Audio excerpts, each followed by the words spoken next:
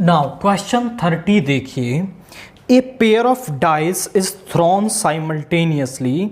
एक pair of dice को फेंका जाता है। If x denotes the absolute difference of the number appearing on the top of the dice, find the probability distribution of x. जब हम दो dice को फेंकते हैं तो उस पर प्रोबेबिलिटी जो आउटकम है वो ऐसी हो सकती है। अब इसके एब्सोल्यूट डिफरेंस का मतलब है इन दोनों का डिफरेंस और उसका मॉड्यूलस। तो ये आएगा -1, यहां आ गया 1।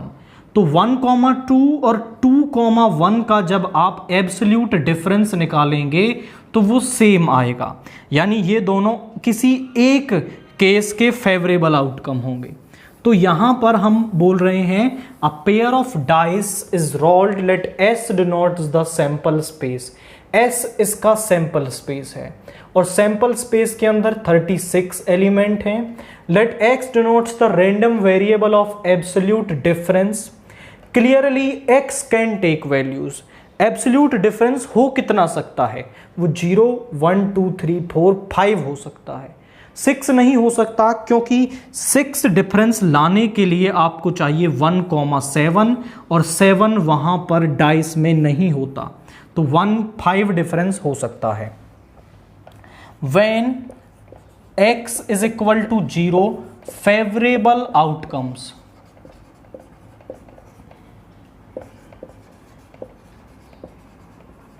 जब x 0 है तो फेवरेबल आउटकम क्या होंगी? 1,1, 2,2, 3,3, 4,4, 5,5 एंड 6,6। ये हमारे पास फेवरेबल आउटकम होंगी। इन ऑर्डर्ड पेयर्स के केस में एब्सोल्यूट डिफरेंस 0 होगा।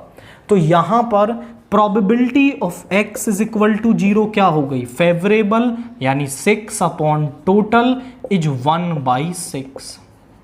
Now when x is equal to 1, favourable outcomes.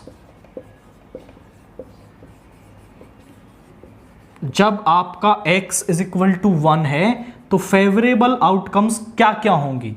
जरा देखिए, 1,2, 2,1, 2,3, 3,2, 3,4, 4,3, 4,5, 5,4, 5,6 एंड 6,5। ये हमारे पास फेवरेबल आउटकम होंगी एंड दैट आर 5। तो Px इज इक्वल टू 1 कितना हो गया? 5, 10, टोटल तो 10 हो गई, 10/36 यानी 2, 5, 18। So this is 5/18। Now Px is equal to 2। जब एब्सोल्यूट डिफरेंस 2 है तो फेवरेबल आउटकम क्या हो जाएंगी? 2 एब्सोल्यूट डिफरेंस पर फेवरेबल आउटकम क्या होंगी? जरा समझें। 1,3, 3,1, 2,4, 4,2, 3,5, 5,3, 4,6 एंड 6,4। 5 की सीरीज में तो कोई हो ही नहीं सकता, क्योंकि 5 + 2 = 7, तो ये आ गया 8। तो Px इज इक्वल टू 2 आ गया 8/36, यानी कि यहां पे आ जाएगा 2 से 4, 2 से 18, 2 से 2, 2 से 9, यानी 2/9। Px इज इक्वल टू 3 निकालेंगे। When x is equal to 3 तो फेवरेबल आउटकम्स क्या होंगी? जब एब्सोल्यूट डिफरेंस 3 हो हमारे पास। तो जरा समझें, एब्सोल्यूट डिफरेंस 3 कब कब आ सकता है? वो आ सकता है 1,4, 4,1 पर, 2,5, 5,2 पर। इसके बाद वो आ सकता है 3,6, 6,3 पर, और 4 के साथ भी हमें 7 चाहिए होगा। So this is Px is equal to 3, that is 6 over 36 यानी कि 1/6 हमारे पास आ गया। इसके बाद x इज इक्वल टू 4 पर फेवरेबल आउटकम्स क्या है हमारे पास?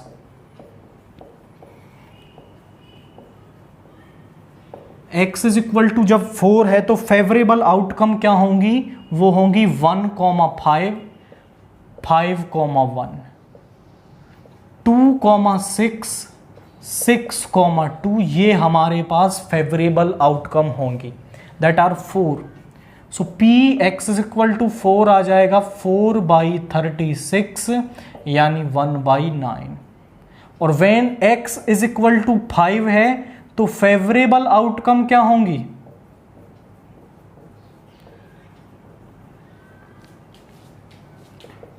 1,6 एंड 6,1, केवल ये ही फेवरेबल आउटकम बनेंगी। So P X is equal to 5 is 2/36 यानी 1/18।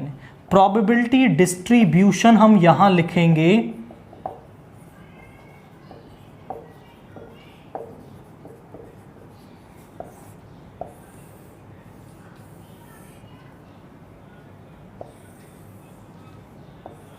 यहां पे आएगा x P X 0, 1, 2, 3, 4, 5। P X is equal to 0 आया है 1/6, x इज इक्वल टू 1 आया है 5/18, 2 आया है 2/9 और 3 आया है 1/6, 4 आया 1/9, दिस इज 1/18। तो केवल इनकी प्रोबेबिलिटी हमें निकालनी है और इनका प्रोबेबिलिटी डिस्ट्रीब्यूशन हमें यहां पर लिख देना है। क्वेश्चन 31 देखिए, find the integration of this term x square into sine inverse x की पावर 3/2 dx। तो इसका इंटीग्रेशन करने के लिए हम क्या करेंगे? इस x की पावर 3/2 को t पुट कर लेंगे।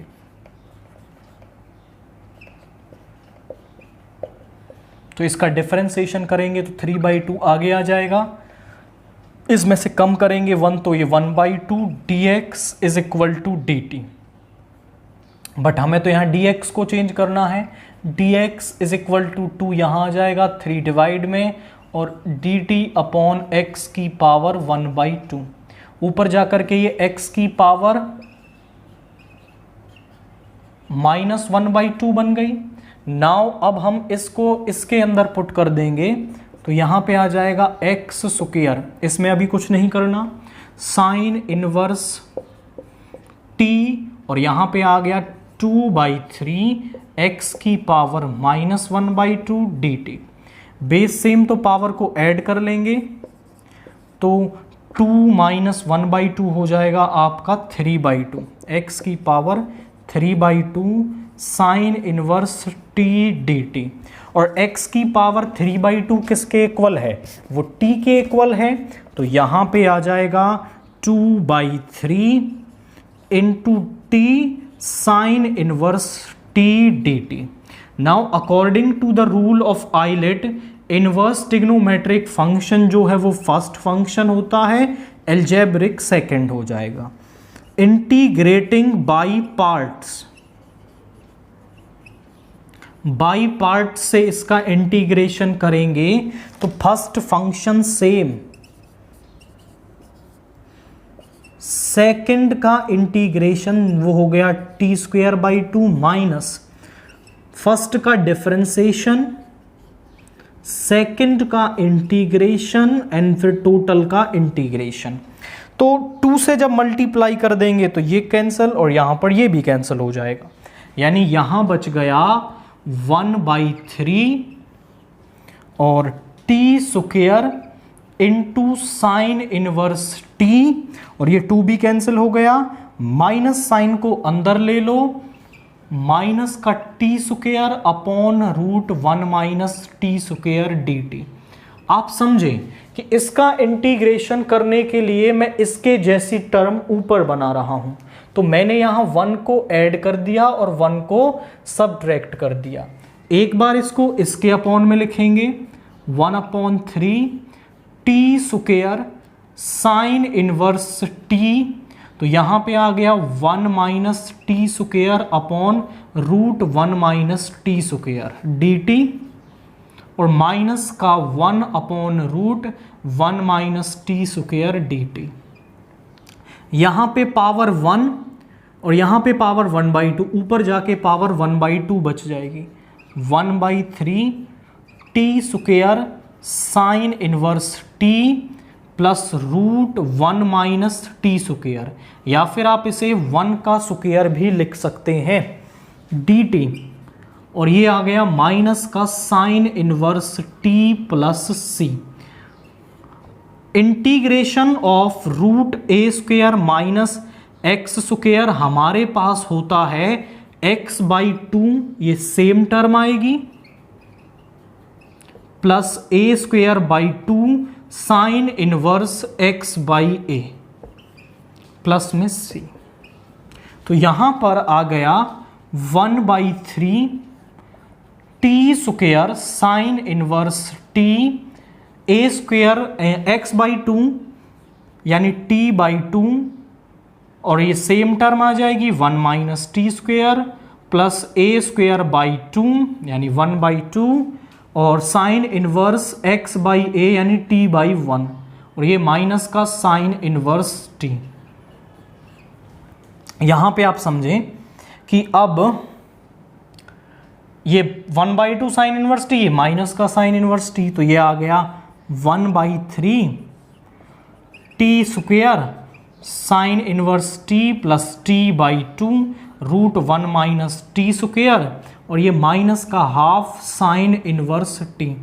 अब t की वैल्यू वापस रखेंगे यहां पर, तो यहां समझो जो ये t स्क्वायर है ना, x की पावर 3/2 का स्क्वायर, ये हो जाएगा x3, यानी t स्क्वायर की जगह तो x3 बन जाएगा। तो यहां पे आ गया 1/3, ये स्क्वायर है टी स्क्वायर, तो ये बन गया x3 साइन इनवर्स, और t की वैल्यू है x की पावर 3/2 प्लस x की power 3/2 upon 2 root 1 minus x3 हो जाएगा, minus half of sine inverse x की पावर 3/2 प्लस c, ये इसका इंटीग्रेशन यहाँ पे आएगा। तो केवल आपको यहाँ पहले ये सब्स्टिट्यूशन कर लेना है, आफ्टर दैट आप इसका इंटीग्रेशन फाइंड आउट कर पाएंगे। नाउ सेक्शन डी का क्वेश्चन 32 का ए पार्ट देखिए।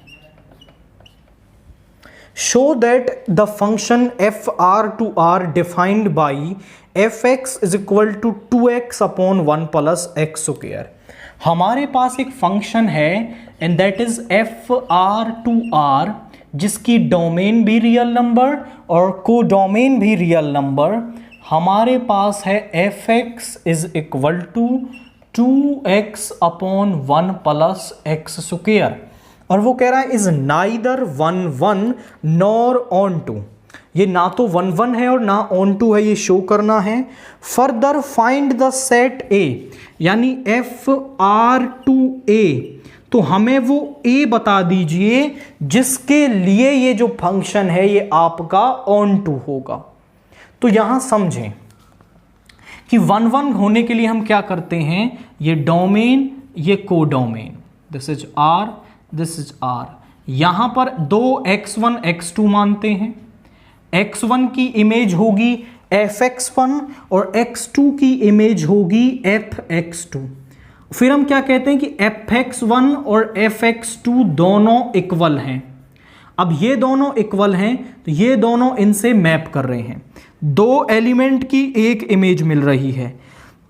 यदि x1 और x2 भी बराबर आ जाएं, fx1 को fx2 के बराबर हमने माना, और यहां से x1 यदि x2 के बराबर आ जाए तो हर एलिमेंट की एक यूनिक इमेज होगी और फिर फंक्शन हमारा 1 हो जाएगा।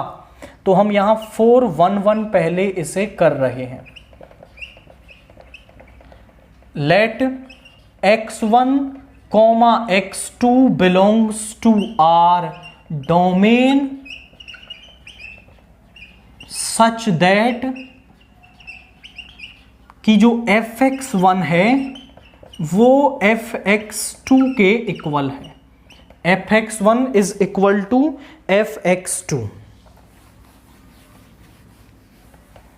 नाउ fx1 की यदि हमें वैल्यू निकालनी है तो फंक्शन में सीधा x1 रख दो, twice of x1 upon 1 upon x1 का square, twice of x2 upon 1 plus x2 का स्क्वेयर। 2 से 2 कैंसिल हो गया, इधर मल्टीप्लाई करिए, x1 प्लस x1 x2 का square, x2 plus x1 square x2, दोनों को इस तरफ ले आएंगे, x1 minus x2 plus x1 x2 का स्क्वेयर माइनस x1 का square x2 is equal to 0। यहां पर है x1 माइनस x2 और यहां से हम x1 x2, इनफैक्ट माइनस का x1 x2 कॉमन ले लें तो ज़रा चेक करिए यहां क्या होगा।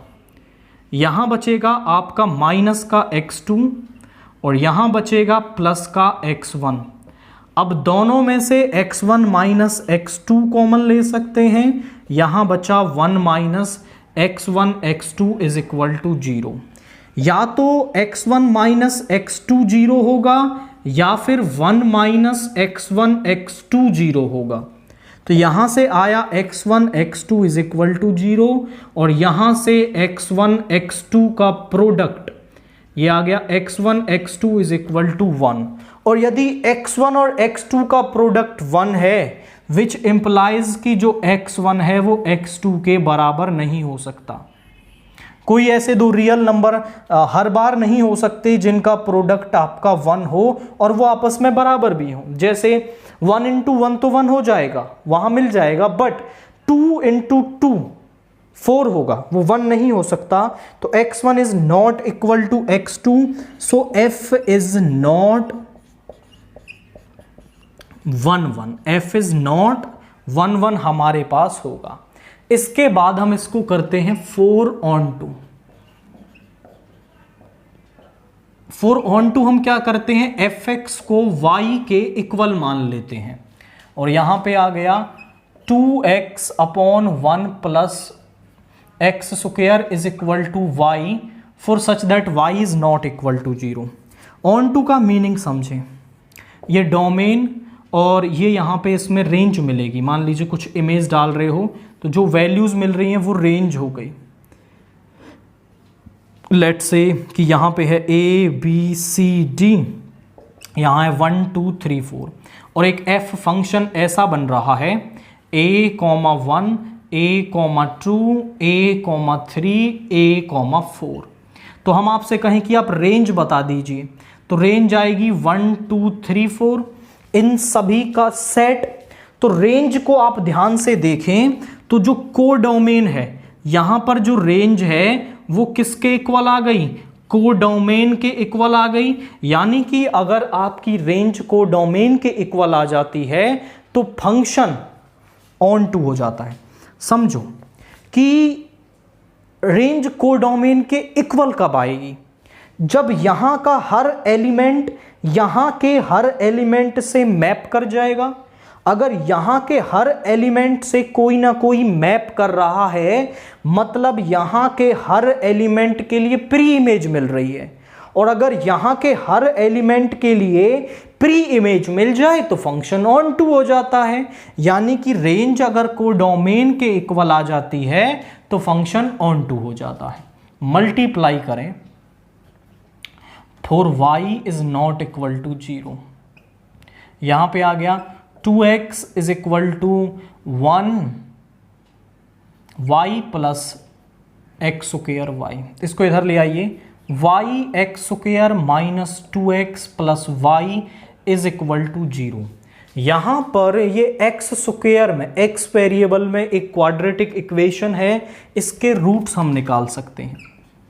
Minus b plus minus b का स्क्वायर यानी 4 माइनस 4ac यानी 4y स्क्वायर अपॉन 2a यानी 2y। y हमने 0 नहीं लिया है। अब इसकी हमें रियल वैल्यू कब मिलेगी, देखिए x जो है वो कहाँ से है, यहाँ से एक रियल नंबर। अगर हमें x की हर एक y रियल वैल्यू के लिए x की एक रियल वैल्यू मिल जाए तो फंक्शन ऑन टू हो जाएगा। वो अगर रूट के अंदर पार्ट नेगेटिव बन गया फिर तो वो रियल ही नहीं रह जाएगा। यानी अगर रूट के अंदर पॉजिटिव रखना है so for x to be real, यदि x को रियल होना है तो ये 4 माइनस 4y स्क्वायर जो है वो 0 या 0 से बड़ा आना चाहिए। आप मेरी बात समझ रहे हैं कि अगर रूट के अंदर वैल्यू पॉजिटिव रहेगी तो ही ये जो x है वो रियल मिलेगा आपको। तो यहां पे इस दोनों तरफ 4 माइनस कर देंगे तो माइनस का 4y square greater than equal to -4, और -4 से डिवाइड करेंगे तो इनइक्वालिटी का साइन चेंज हो जाएगा, ये बन गया 1। ऐसा किस लिए? देखिए 4 इज ग्रेटर देन 1, जब माइनस से दोनों तरफ डिवाइड करोगे तो यहां पे क्या हो जाएगा आपका, ये -1 बड़ा बन जाएगा, क्योंकि जैसे ही हम माइनस साइन अप्लाई करते हैं जो बड़ा होता है वो छोटा बन जाता है और जो छोटा है वो बड़ा बन जाता है। तो y स्क्वायर लेस देन 1 कब होगा? when y is from -1 to 1। यदि इफ y जो है वो -1 से 1 के बीच में है, यानी y की वैल्यू हमें मिल गई -1,1, दैट इज रेंज आप कहेंगे इसे। रेंज तो हमारे पास आई है -1 to 1 और कोडोमेन है हमारे पास, तो range is not equal to codomain, यानी जो -1,1 है is not equal to r, और रेंज को डोमेन के इक्वल होती है तब फंक्शन ऑन टू होता है। तो हम कहेंगे f is not onto, f is not onto. अब वो एक क्वेश्चन और पूछ रहा है कि आप एक ऐसा a बता दीजिए जिसके लिए फंक्शन ऑन टू बन जाए, तो यही वो a होगा। यदि देखो ये रेंज आई है और कोडोमेन भी यदि यही हो जाए तो फिर रेंज और कोडोमेन इक्वल हो जाएंगी, फंक्शन ऑन टू हो जाएगा। यानी कि आप लिखेंगे a इज इक्वल टू -1,1, यानी f को यदि आप r से -1,1 डिफाइन करेंगे तो वो आपका ऑन टू बन जाएगा, क्योंकि उस केस में रेंज और कोडोमेन इक्वल हो जाएंगी, और यही कंडीशन होती है for any function to be onto. Now question 32 का बी पार्ट देखिए। A relation R is defined on n cross n where n is the set of natural numbers defined as, हमें a, b r related to c, d कैसे open होता है? a minus c is equal to b minus d। हमें ये show करना है कि ये आपका एक इक्विवेलेंस रिलेशन है। अब आप समझें कि अब तक जो रिलेशन हमारे पास होते थे वो आपके कैसे डिफाइन होते थे कि वो RA to B, यानी यहाँ पर एक सेट होता था और सेट के अंदर एलिमेंट होते थे 1 2 3, तो वहाँ पर हम मानते थे let A belongs to A, और A का अपने आप से रिलेशन आ जाता था तो वो हो जाता था रिफ्लेक्सिव। और यदि A का R B के साथ रिलेशन और B R के A के साथ रिलेशन, यानी A is R related to B हो जाए, B R related to A हो जाए, तो वो हो जाता था symmetric. A R related to B, B is R related to C, और यदि A R related to C हो जाए तो वो हमारा हो जाता था ट्रांजिटिव। और ऐसा रिलेशन जो रिफ्लेक्सिव, सिमेट्रिक एंड ट्रांजिटिव हो वो आपका क्या होता है? इक्विवेलेंस होता है। बट यहां पर अब जो रिलेशन डिफाइंड है वो कैसे डिफाइंड है? R is from n cross n to n cross n, यानी n क्रॉस n के अंदर दो सेट का जब हम क्रॉस प्रोडक्ट करते हैं तो उसके अंदर जो एलिमेंट हैं वो कैसे होते हैं? वो ऑर्डर्ड पेयर टाइप के एलिमेंट होते हैं।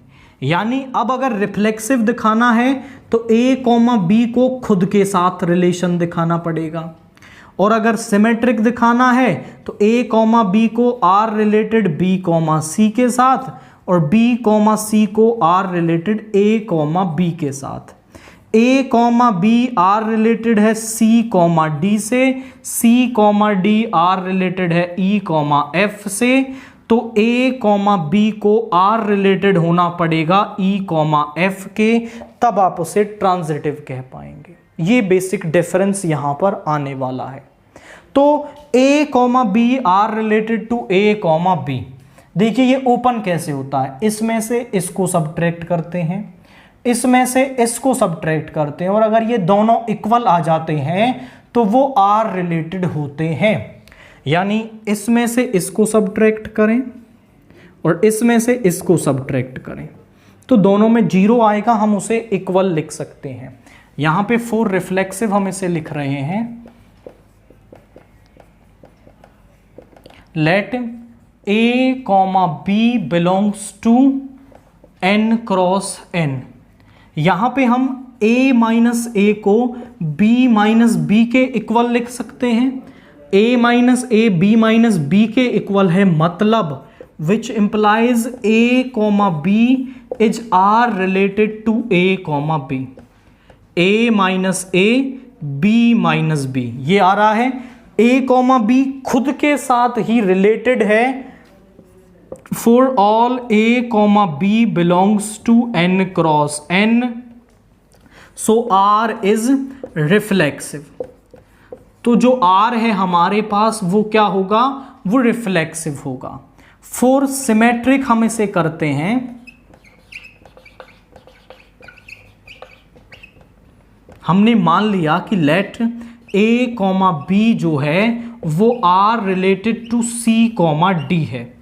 अगर ये है तो मतलब a माइनस सी जो है वो b माइनस d के इक्वल है, और सिमेट्रिक दिखाने के लिए मुझे b कॉमा सी को a कॉमा b के r रिलेटेड दिखाना पड़ेगा। मतलब b माइनस a को यदि मैं c माइनस b के इक्वल ले आऊं तो फिर मैं ये कंडीशन लिख पाऊंगा, और जैसे ही मैं ये कंडीशन लिख दूंगा ये सिमेट्रिक हो जाएगा। तो b माइनस ए सी माइनस बी के इक्वल बनाना है, b माइनस ए हमें बनाना है यहाँ पर, a minus C is b minus D, so b comma C, okay b minus A हमें बनाना है। Okay we have written something wrong, यहाँ पे c कॉमा डी होगा ना, c कॉमा डी, तो हमें यहाँ पर c कॉमा डी को a कॉमा बी से, यानी हमें लेके आना होगा c minus A to d minus B. c minus A हमें d माइनस बी के इक्वल लेके आना है। यहाँ से माइनस कॉमन ले लें तो c माइनस ए, यहाँ से माइनस कॉमन ले लेंगे तो d माइनस बी, ये कैंसिल हो गया, तो c minus A is equal to d minus B. जब c minus A D minus B के इक्वल है, मतलब c comma D R related है a कॉमा बी के, c comma D is R related to a comma B, so r is symmetric. तो r जो है वो सिमेट्रिक हो गया। फॉर ट्रांजिटिव हम इसे करते हैं, लेट a कॉमा बी हमारे पास r में है, a comma B is r related to c comma D, and ये वाला पेयर सेम रखना है, c comma D is r related to e comma f। और रिलेशन कैसे ओपन होता है, a minus C is equal to b minus D, ये first बोलो, and c minus E is equal to d minus F, इसे second बोल दें।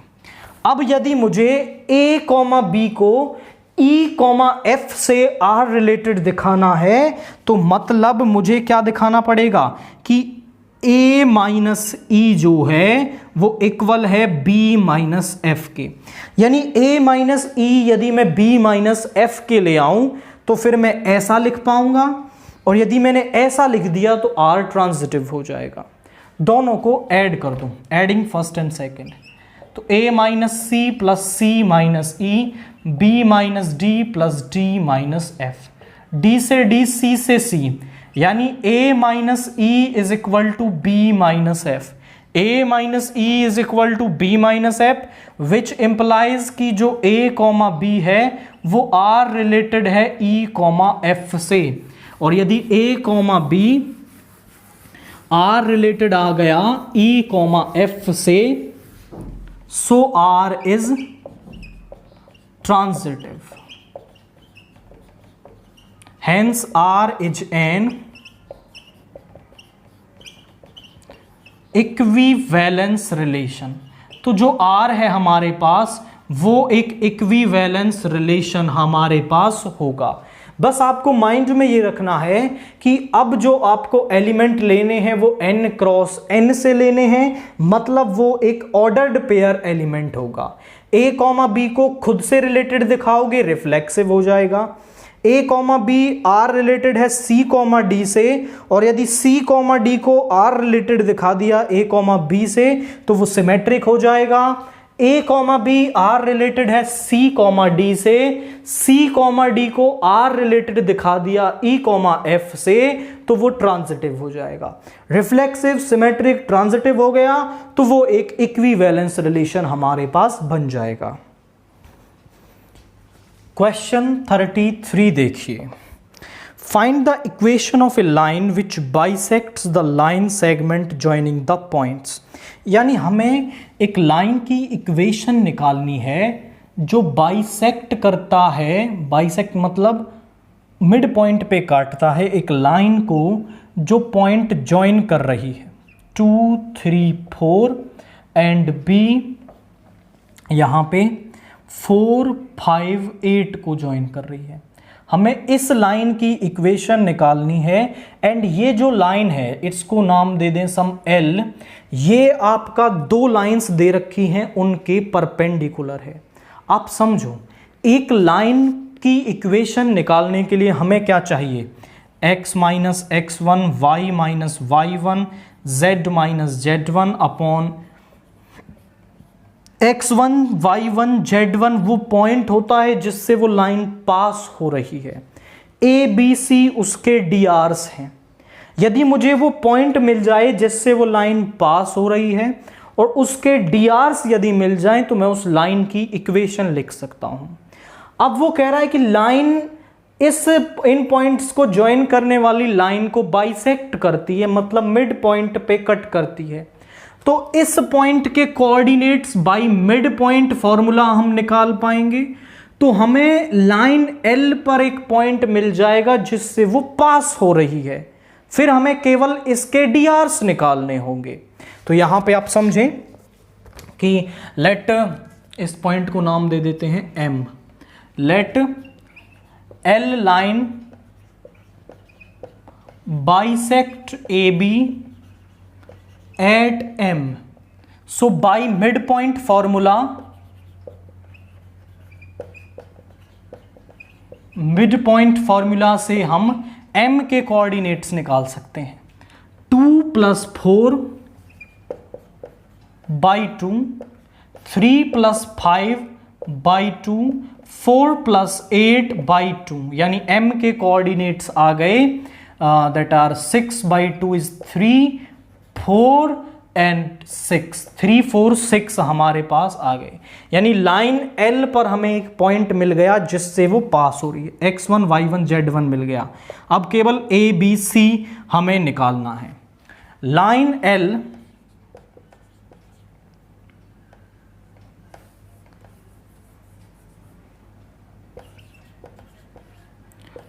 L with drs, let's say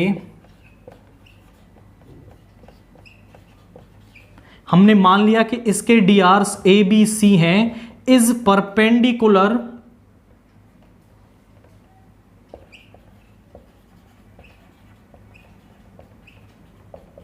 to line.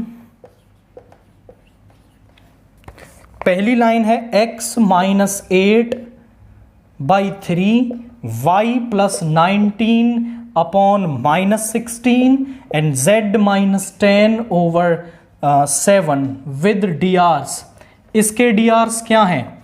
इसके डी आर्स हैं 3 minus 16 7।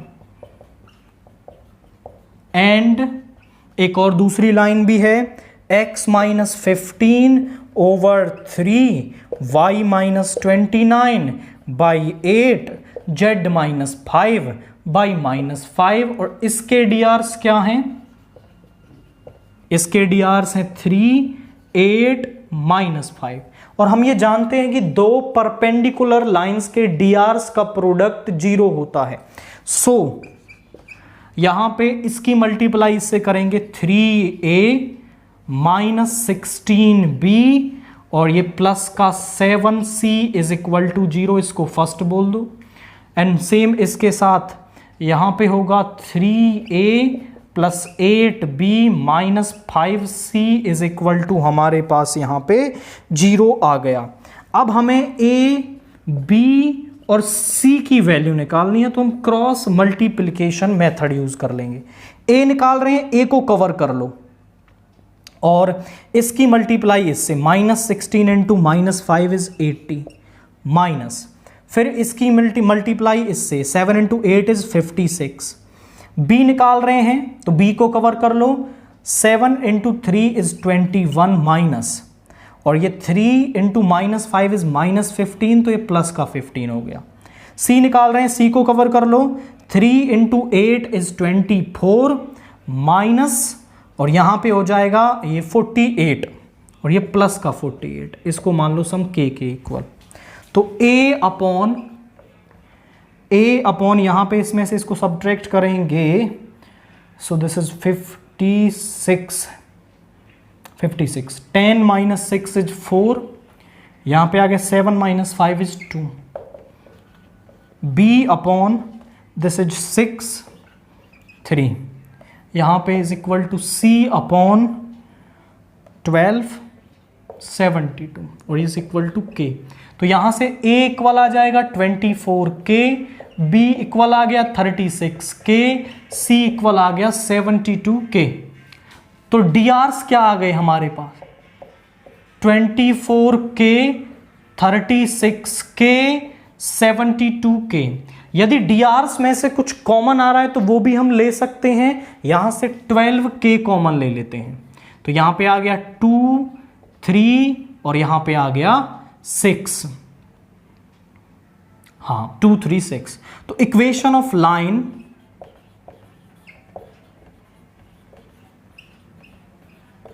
Passing through किस point से पास हो रही है? वो पॉइंट से पास हो रही है 3 4 6 एंड हैविंग डी आर्स, जिसके डी आर्स हमने निकाल लिए 2 3 6 इज गिवन बाय, वो हमें कैसे मिलेगी?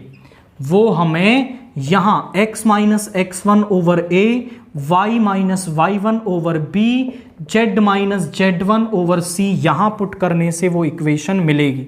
तो जरा पुट करते हैं, x minus 3 y minus 4 z minus 6 और डी आर्स हैं उसके 2 3 6। ये हमारे पास क्या आ रही है? उस लाइन की रिक्वायर्ड इक्वेशन हमारे पास यहां पे आ रही है। की पॉइंट क्या है कि हमें जब लाइन की इक्वेशन निकालनी है तो उस पर एक पॉइंट चाहिए जिससे वो पास हो रही हो और उसके डी आर्स। तो पॉइंट तो हमें मिल गया मिड पॉइंट फॉर्मूला से, और हम जानते हैं कि अगर लाइंस परपेंडिकुलर हैं तो उनके डी आर्स का जो प्रोडक्ट है वो 0 होगा। वहां से हमें ABC में दो इक्वेशन मिल गई, उनको हमने सॉल्व किया तो ABC की वैल्यू हमें मिल गई, और फिर केवल फॉर्मूले में हमने पुट किया तो हमें इक्वेशन ऑफ लाइन यहां पर मिल गई है। क्वेश्चन 34 का ए पार्ट देखिए, ये सिस्टम ऑफ इक्वेशंस हमें दे रखा है एंड इसको हमें मैट्रिक्स मेथड से सॉल्व करना है। अब तक जो इक्वेशंस हमारे पास होती थी वो इस तरीके से होती थी, 2x plus 3y plus 5z is equal to 6। But अब यहां पर जो इक्वेशन है वो कुछ जो उसका वेरिएबल है कुछ अलग तरीके से दे रखा है। तो यहां पे हम लिखेंगे द अबव सिस्टम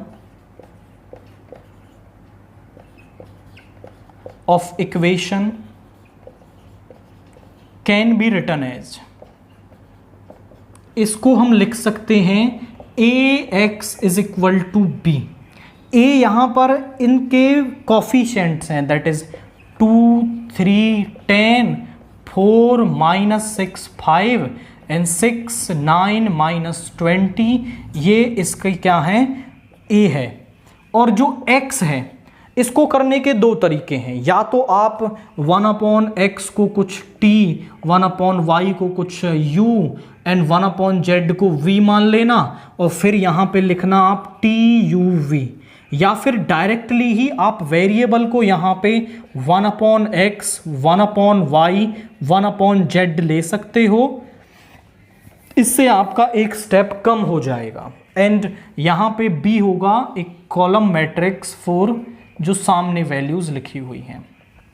अब सबसे पहले डिटर्मिनेंट ऑफ a निकालिए आप।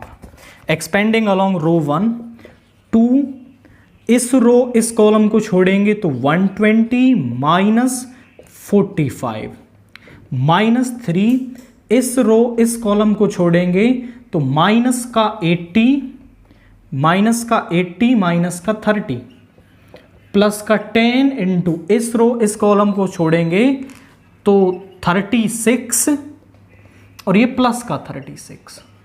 आप चेक करें तो ये आ गया आपका यहाँ पे 2 इंटू 10 - 5 इज 5, 11 - 4 इज 75 और यहाँ पे -3 इंटू माइनस का 110 plus 72 into 10 is equal to, यहाँ पे आ गया 150 और यहाँ पे आ गया आपका दिस इज 330 और ये आ गया 720। सभी को ऐड हम करेंगे तो क्या आएगा 0 0 0 5 3 8 और 2 10 1 4 और 7 11 और 1 12 which is not equal to 0। So अब यहां पर जो डिटर्मिनेंट ऑफ a है वो नॉट इक्वल टू 0 है, यानी given system of equations is consistent and having a unique solution. हम लिखेंगे so solution of above system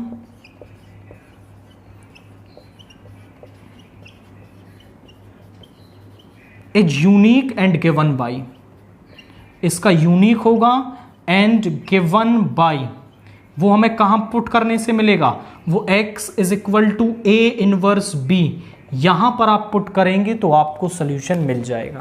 तो उसके लिए b तो हमारे पास है, हमें a इनवर्स निकालना होगा। तो a इनवर्स के लिए हम सबसे पहले कोफैक्टर्स निकालते हैं। a11 -1 की पावर 1 + 1, इस रो इस कॉलम को छोड़ेंगे तो 120 -45 ये आ गया आपका 75। a12 निकालेंगे तो -1 की पावर 1 + 2, इस रो इस कॉलम को छोड़ेंगे तो माइनस का 80 और माइनस का 30, -1 की पावर ऑड नंबर नेगेटिव होगा तो प्लस का 110। a13 हम निकालेंगे तो -1 की पावर 1 + 3, इस रो इस कॉलम को छोड़ेंगे तो 36 और ये प्लस का 36, यानी ये आ गया 72, ये हमारे पास 72 आ गया। अब a21 निकालेंगे, -1 की पावर 2 + 1, इस रो इस कॉलम को छोड़ेंगे तो माइनस का 60 एंड माइनस का 90, तो ये यहां से नेगेटिव साइन आएगा, ये हो गया प्लस का 150।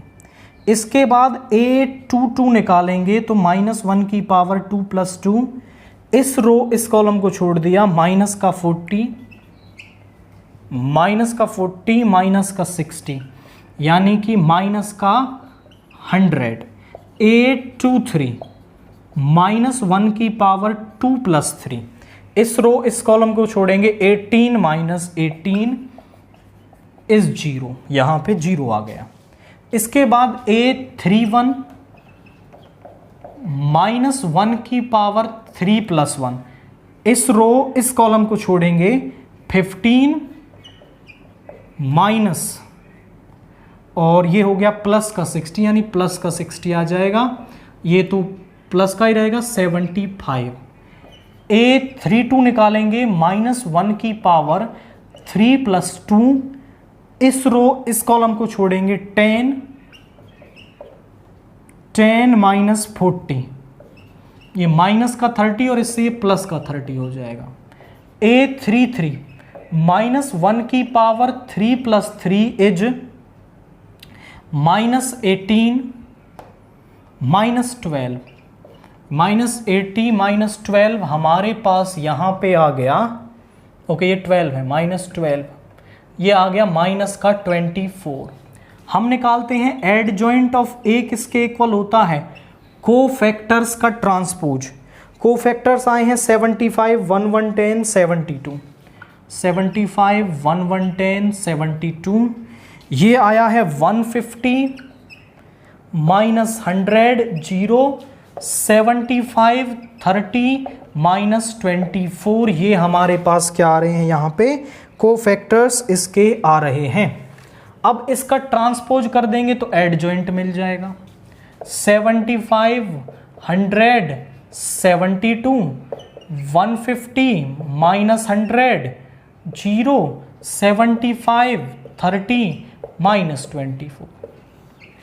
अब ए इनवर्स किसके इक्वल होता है, ए इनवर्स होता है 1 determinant of A into adjoint of A. हमें वैल्यू रखनी है यहां पर, तो x is equal to A inverse यानी 1/1200 डिटर्मिनेंट, और एडजॉइंट आया है ये 75 150 72, ओके दिस इज 75 अगेन, यहां पे 150, okay there is a mistake, यहाँ पे 1110 है, दिस इज 1110,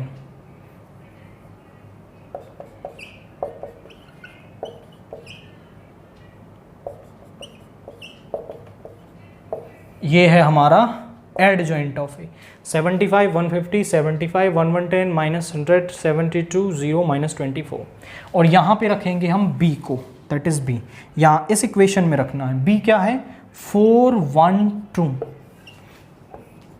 मल्टीप्लाई करते हैं 1/75 × 4,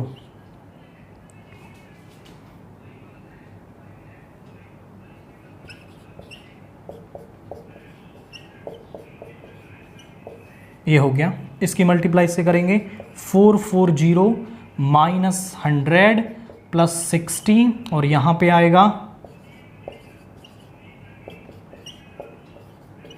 तो यहाँ पे आ गया 1/1200 600, ये 500 -100 इज 400, एंड यहाँ पे 8 - 8 इज 0, 8 - 4 इज 4 240। तो यहाँ पे x की तो वैल्यू है 1/x 1/y 1/z, और 1200 से डिवाइड करेंगे तो ये आ जाएगा 1/2, यहाँ आ जाएगा 1/3, और 240/1200 1/5, दिस इज 1/5।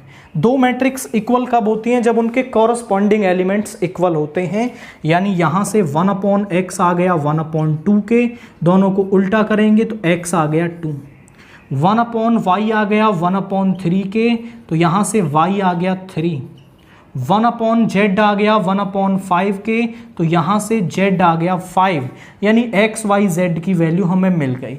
ये कुछ अलग तरीके का क्वेश्चन था जहाँ पे वेरिएबल आपको 1/x 1/y एंड 1/z रखना था। आप अगर इसे बदलना चाहें और फिर लास्ट में आप कर सकते हैं तो 2 स्टेप आपके बढ़ जाएंगे। आई सजेस्ट कि आप सीधा 1/x 1/y 1/z रख लें, क्योंकि कैलकुलेशन में तो ये यूज कहीं होता नहीं है, बाकी तो सेम रहेगा। केवल यहां आपको ध्यान रखना है कि 1/x लेना है, क्वाइट सिंपल है। जैसे ही आप इक्वेट करेंगे x y z की वैल्यू आपको मिल जाएगी।